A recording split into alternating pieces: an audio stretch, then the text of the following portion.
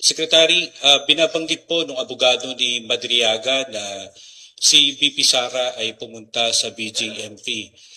Sa inyo ho ba, napacheck nyo na po ba sa BGMP kung merong CCTV, merong visitation Yes. documents, kung pumunta ba talaga si VP Sara sa BGMP sa Camp Bagong Diwa? Pumunta siya ron pero kinausap niya si Arnie Tevez. Hindi si Madriaga. Si Arnie Tevez. Si Arnie Tevez ang kausap niya. May CCTV po nung I footage. think so. May records yung warden pinakita. The warden was there present during the meeting.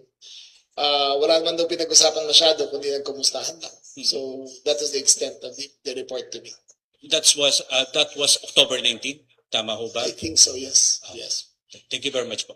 Oh, ano kayo ngayon mga loyalista, Pinklawan at Dilawan? Ano kayo ngayon?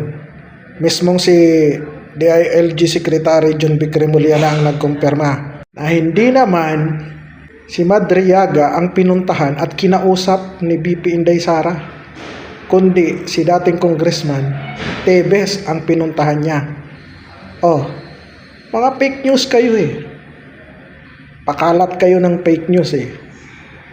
May isa pang jutay dyan na juding na pumunta pa di umano. May pa-video-video pa siya na pinuntahan daw at nagtasabi pa siya saan daw dumaan si VP Sara. E di pahiya na naman kayo mga loyalista, Pinklawan at Dilawan.